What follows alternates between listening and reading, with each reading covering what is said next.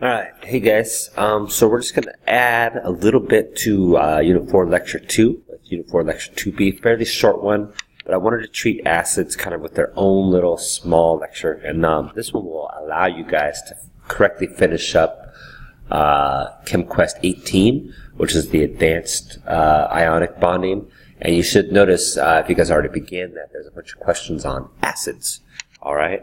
And we haven't gone over those rules, so we're going to do that next real fast.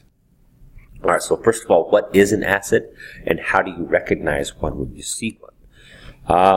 It's actually a fairly complicated question, explaining exactly what an acid is, but for the most part, and for now, we can just say an acid is a compound that, when dissolved in water, releases hydrogen ions, okay, leading to the formation of what we call the hydronium ion. Alright, we'll talk about dissociation and acid specifically in much more detail later on when we know a little bit more about reactions, okay? But, so essentially, in most cases, an acid is a compound that has a hydrogen cation, and when it dissolves in water, it releases hydrogen ions, which will combine with a water molecule to form H3O+. Now, that's not really the part you guys have to understand right now. We just need to recognize an acid, okay?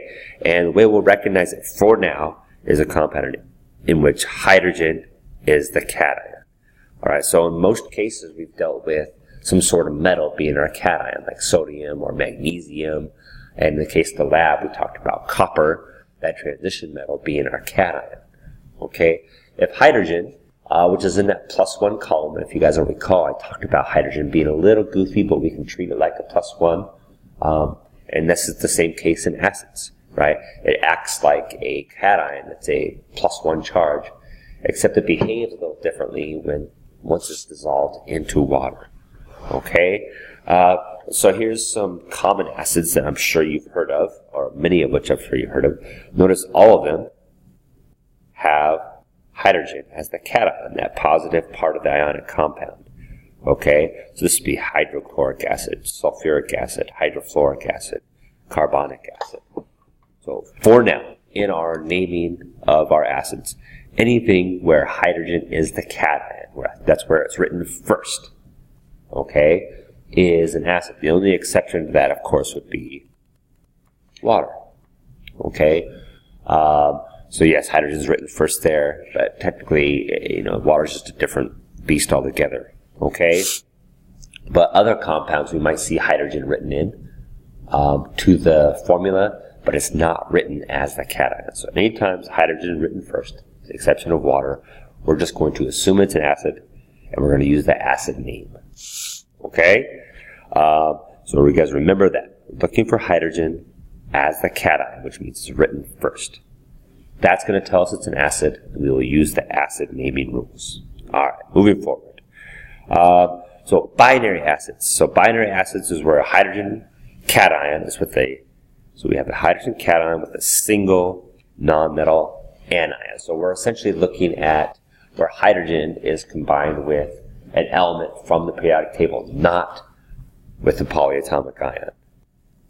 Maybe I'll make a note of that. Not a polyatomic ion. Alright? So to name a binary acid, which is a hydrogen cation combined with a single nonmetal anion, that means it's not a polyatomic ion. The rule we're going to use for that would be to add a prefix hydro and change IDE to IC. And we'll talk about what that looks like. So here's some examples of binary acids, right? So notice we have the hydrogen and fluorine, hydrogen and chlorine, hydrogen iodine, hydrogen bromine, right? We have the hydrogen cation with the single nonmetal that's not a polyatomic ion. Alright? And so to name these acids, we're going to add a hydro prefix.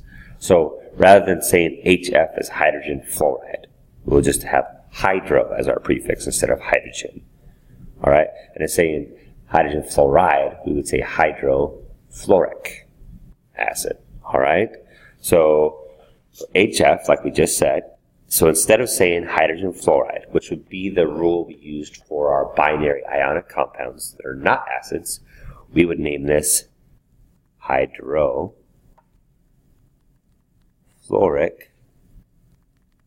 acid. All right, so there's our hydro prefix and ending in IC instead of IDE. All right, so HCl, again, it's a binary ionic acid. Hydrogen is our cation, so we're going to give this an acid name. This would be whoops, that looks horrible. Hydrochloric acid. This would be hydroiodic acid. Hydrobromic acid. All right, so the hydro prefix and the IC ending. So, whoops, sorry about that. So, anytime, right, we have hydrogen as the cation and it's combined with a single non-metal anion. So that's just hydrogen with a non-metal from the periodic table, right? We're going to change our name from the name we learned about other binary ionic compounds. So this is only for hydrogen. We're going to add the hydro prefix and change IDE to IC. All right? So HF instead of hydrogen fluoride, right, it's going to be hydrofluoric acid, right? And the hydrofluoric is all one word. HCl instead of hydrogen chloride is hydrochloric acid. Okay? So that's how you name a binary acid. All right. Now, if we have a non-binary acid ending with ATE, and remember, binary is just referring to two elements, one from the metal side, one from the non-metal side. Okay? So if it's non-binary, we're talking about polyatomic ions. All right? So these include, polyatomic ions. Okay? And for these rules, we're talking about the polyatomic ions that end in ATE. All right. So if hydrogen is combined with a polyatomic ion ended in ATE, we're going to drop the hydro prefix, but keep the ic ending. So these are actually slightly shorter names. So in the case of hydrogen and bromate, right? So this is not hydrogen bromate. All right? So technically that's the name we would have used had it been just a metal with bromate. So this is our polyatomic ion. Bromate, it's a -1. Here's our hydrogen, right? So hydrogen's our cation. That's our dead giveaway that it's going to be an acid, okay, rather than just a regular old ionic compound. So we're not going to call this hydrogen bromate.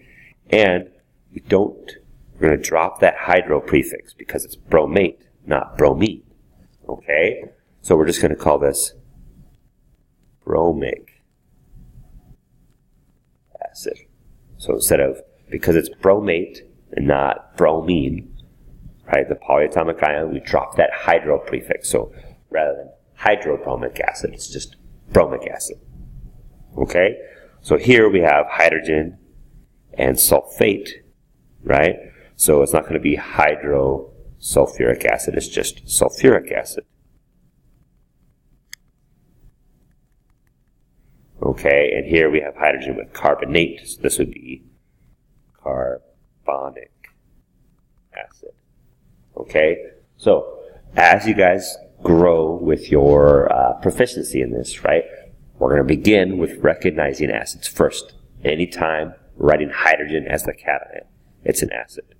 All right, if it's binary, that means we're going to have a hydro and a hydro prefix.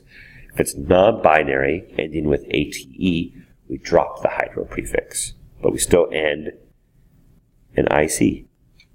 Okay? Now, the last rule we're going to teach you, all right, is for a few more polyatomic ions. Now, notice there's a lot more polyatomic ions than those that end with ATE.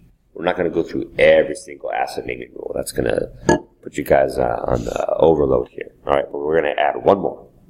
Now, one more is when they binary acid, non-binary, and an ITE. All right, and the rule we're going to use there is we still drop the hydro prefix, but we also change the ending to OUS. Okay, so if we go with hydrogen, so this is hydrogen and nitrite. So notice it's not nitrate, it's nitrite. All right, so rather than saying nitrous acid or nitric acid, we're going to say nitrous acid. Okay, so this is hydrogen and sulfite. Notice that hydrogen sulfate would be SO4. Hydrogen and sulfite is SO3. All right, so rather than saying sulfuric acid, we're going to say sulfurous acid. All right, and here we have chlorite instead of chlorate. So rather than chloric acid, it's chlorous acid.